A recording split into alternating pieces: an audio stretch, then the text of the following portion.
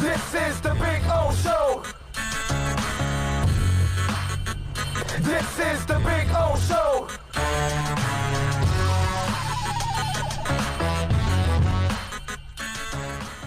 Michael Lombardi. Let's get into a little talk here. Michael Lombardi from the GM Shuffle podcast. He made a very interesting report. And Michael, obviously former GM, he's obviously still hooked up in the league. And so he got some information on Tua. And I can't say that any of this information is surprising. And I don't think any of you out there should look at this as surprising news. This should happen. This is something that, was kind of predictable as it is because it comes with the territory, unfortunately. But Michael Lombardi talked about Tua's health state and how I guess he disagrees with the propaganda that's coming out of the Tua camp and Laura Rutledge. Go ahead. One team that said, listen, this guy is not kosher. He is not up to speed. He is not ready to go. What do you think they saw? I mean, obviously, he's coming off a serious injury here, but that's got to get around them. If you can, at least one team failed the physical on Tua, others have to be concerned now as well. What they saw, AD, is they saw the fact that there's more than just one. It's not just his hip. It's his ankle. It's his wrist. He broke his wrist the first day of spring ball one year. And then they fixed it, and he came back and he rebroke it again. I mean, he's brittle. He is brittle. You can't deny it. You can say he's a really good player, right? But it's easy for Mel and Todd and everybody else to turn the card in and say he's a good player because they don't look at this list of bust in front of them. They don't look at the Mark Sanchez's, the Josh Freedmans, the Jamarcus Russells, the Brady Quinns, the Jason Campbells, the J.P. Losmans. They don't look at these names. They all were hot picks. I mean, I can remember J.P. Losman was represented by Gary Wishart, who Mel Kiper was very close to. They were talking about J.P. Losman like he was going to be the next coming of Jesus Christ.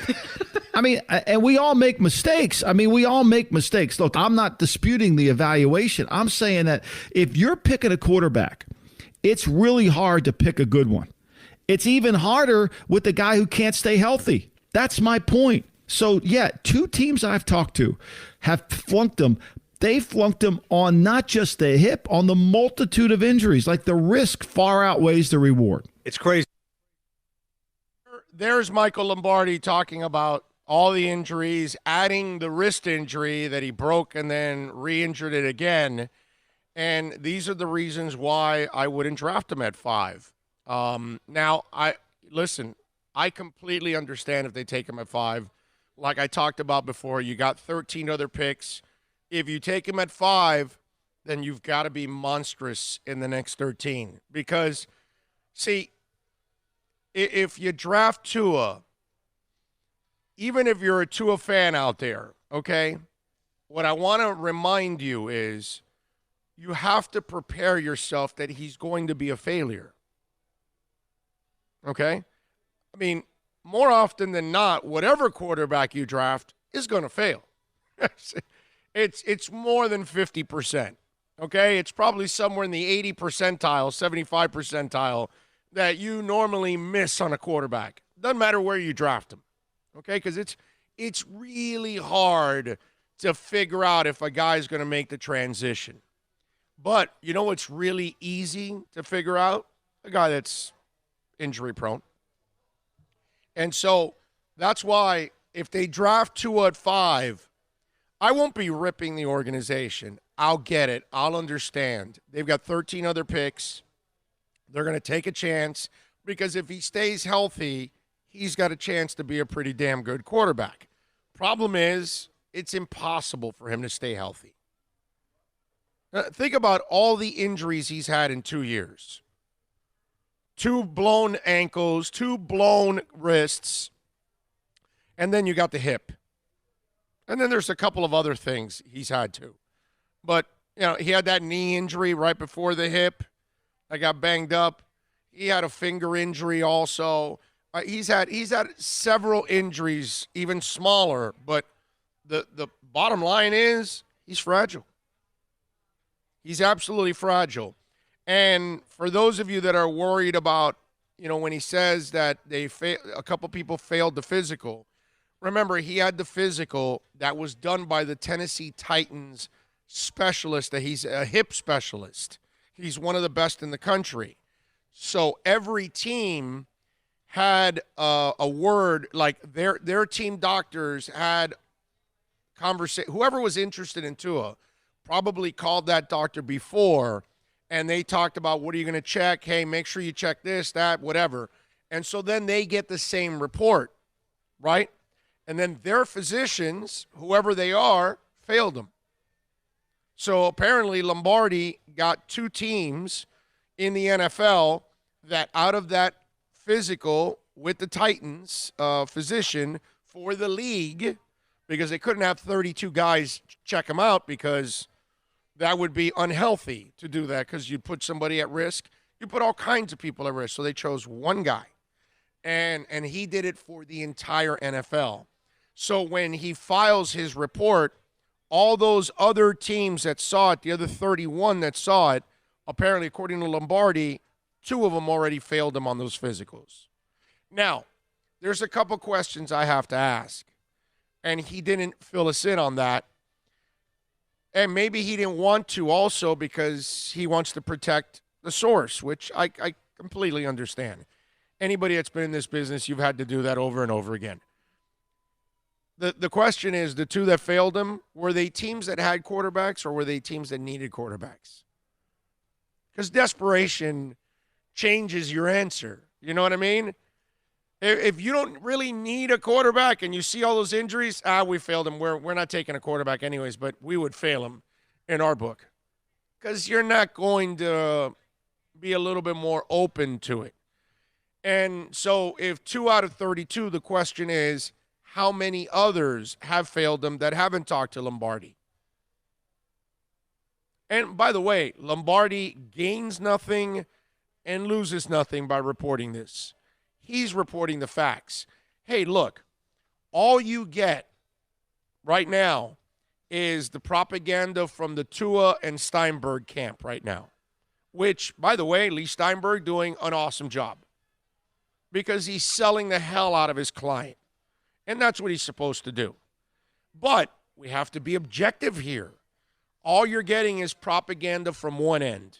And they're feeding one reporter on ESPN, Laura Rutledge, and all they do is feed her the positive stuff. They're not saying anything negative. They're not really talking about what really happened in the workout. They don't post the entire workout without any editing or anything so people can see, right? So it's all been one agenda the entire time, right? And the Laura Rutledge woman, which, again, listen, I'm not picking on her to pick on her to say she's terrible. Or in fact, I think she's fantastic. I think she does an excellent job. I think she does a great job delivering the news.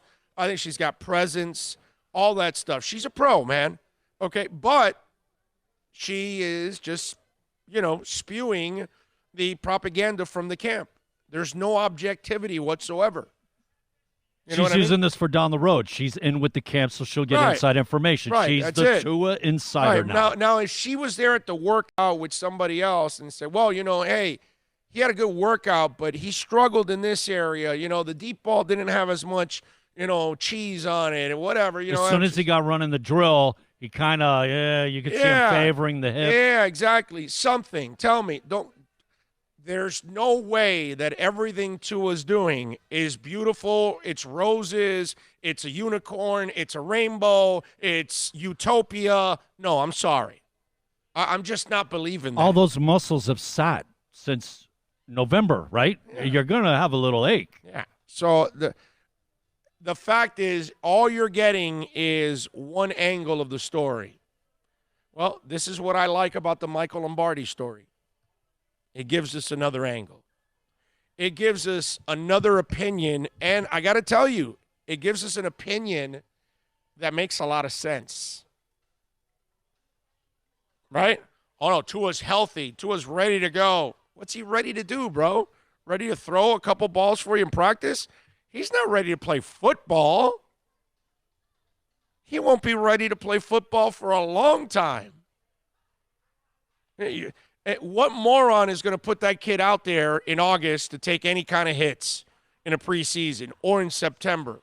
I mean, if your organization does that, you should fire everybody. General manager, the owner should sell the team. The coach needs to he needs to be put in a home. He needs to be put in a rubber room inside a straitjacket. An injury-prone play. No, wait a minute. Hold on a second. Tua is an extremely injury-prone player. Okay? Yatil Green was injury-prone. This guy's extremely injury-prone. Because Yatil Green wasn't blowing out shoulders and was out for a year or hips or even knees. It was always tweak hamstring, tweak ankle, high ankle sprain, pulled hammy. It was those kind of things, but constantly. Like all the time. Because Yatil was a thoroughbred. You ever seen a thoroughbred? Do you know the difference? Do you know the difference between a thoroughbred and a quarter horse? Specifically, no, but there is a, Well, the quarter horse has legs that are like tree trunks. The thoroughbred, thick, yeah. The thoroughbred has little thin legs, if you notice. They're made to run as opposed to like plow and pull. Exactly. Strength. Exactly. And so a quarter horse, you can get on a quarter horse and go ride for miles and have some fun. You're not doing that with a thoroughbred. Yeah, that's quick burst. They're very fragile. They don't run hundreds. They run hundreds. You have to treat them with kid gloves compared to a quarter horse. Right? So because you go thoroughbred, you go quarter horse, and then you go what's the one for the Budweiser? Oh, Clydesdales. Then you go Clydesdales.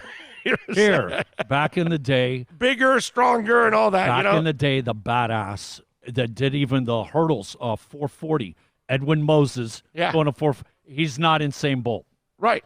Insane is a quick burst. Boom. Yes. That's it. Yeah, exactly. Same thing. The Clydesdales are bigger, stronger, and all. By the way, just as an analogy, okay, in college football, Tua's been getting hit by quarter horses. He's about to get hit by Clydesdales. I'm just saying. Okay? The injury-prone player is moving up from quarter horses to Clydesdales. Okay? Just saying. Because when college players move to the NFL and they're there for 3-4 more years, that body's fully developed. That mind is fully developed. You now got old man strength in football. You're a Clydesdale. I'm just saying. Okay? So what I like about what Lombardi's doing is he's providing the other side. And I remember when I went to the Combine one year and Ken Dorsey was coming out. And, I took a lot of heat from Canes fans in those days. Because, again, the fan is short for fanatic. And a lot of you fanatics, you don't want to be objective. You don't want to be sensible, right? So we were at the Combine, and I was leading up to the Combine. I kept telling everybody Ken Dorsey can't play in the NFL. And Ken Dorsey is one of the greatest college quarterbacks of all time. You only lost one game. Okay? But so is Robbie Bosco. That doesn't mean anything in the NFL. You know what I'm saying? And I just lost about 95% of you that aren't old, because you got to be old to know who Robbie Bosco is. But my point is that when you look at, this scenario here, that you see the truth. And on that day, one of those days at the Combine, we had a GM come. And they were asking him about all kinds of players because he was inside the workouts. And so they asked him about Ken Dorsey. And he came out and said, yeah, he can't play in this league. He just physically, which is what I kept saying to everybody and the blind-ass Canes fans out there, because they're all, oh, no, the Dolphins should draft him. Ken Dorsey's a winner and this and that. And it's like, bro, I know he's a winner. I know he's awesome. I know his mind is made for the NFL.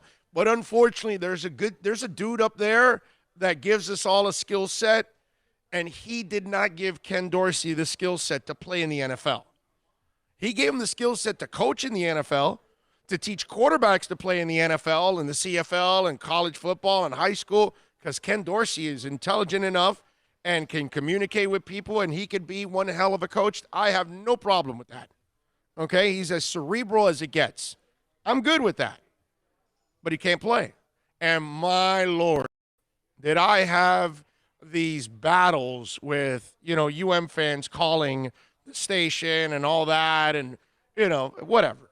It's not like they ever called me back and said, I want to apologize because I said you were crazy, you're an idiot about Ken Dorsey, and it was just me being, a fan or whatever. But that's fine. It's normal. But what I provided was context to the whole thing, and balance, really, about it, because we had an imbalance in town. We had all these crazed maniac fans that love the Canes and love the Dolphins, and, they feel like, a Canes player can't do any wrong. And, a Canes player is the same as any other university. You're going to have players that are good enough for the NFL and plenty of them that aren't good enough for the NFL. And Ken Dorsey was one of those. And Tua, there's no doubt that he can physically play in the league. The question is, can he physically hold up in this league? And he has proven over and over and over again that he can't physically hold up in college football with quarter horses. Now, how's he going to hold up in the NFL with Clydesdales? So, while I'm open to drafting him at 5, I've kind of been open from the get-go because I've said, okay, if you do that, take another quarterback later. Haven't I said that? But then I've kind of come around with, all right, you want to take him at 5, go ahead and take him at 5. You just better knock it out in the next 13. Okay? But what I want out of this Michael Lombardi report for you guys is I want you to look at it the way you should. Okay? Even if you're a Tua person, okay? Any ladies out there want Tua for the Dolphins, any guys out there want Tua for the Dolphins, I want you to train yourself this way, okay? This way you're not disappointed. This way you kind of, you can be pleasantly surprised, but you won't be disappointed. Are you ready? I want you to expect Tua to break down and fail. Don't go thinking that they're going to draft him and he's going to stay healthy and he's going to be durable and he's going to be everything that he's never been. So that way, if by miracles he stays healthy, it's a pleasant surprise. But if he breaks down, that's what he is. Don't be surprised. Don't be disappointed. Don't be pissed off. Just pray that the other 13 picks in this draft end up on the right side and you end up with at least 6 or 7 of those 13 making an impact on this team. That's all. And if Tua hits, icing on the cake. But if they take Herbert over Tua, you're going to know why.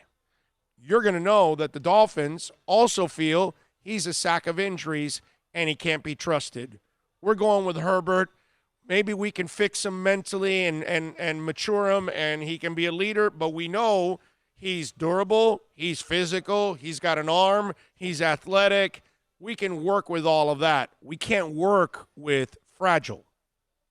You can't do anything about fragile. I'm sorry. Bill, did they add force fields yet to the game?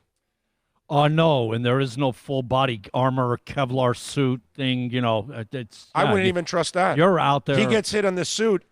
He's still rattling around inside. Yeah. I wouldn't even put that. He needs a force field, and I don't think they allow that. You know what I mean? Now you could use it when you were playing Phoenix. And they were coming down at you, you'd hit it, and then it saved you. Oh, that ball that went around you, That's right, in Phoenix. You could get away with it. Again. That was a great game. If you're young, you won't get that analogy. But Tua can't play Phoenix, can't stay healthy, and now he's facing Clydesdales.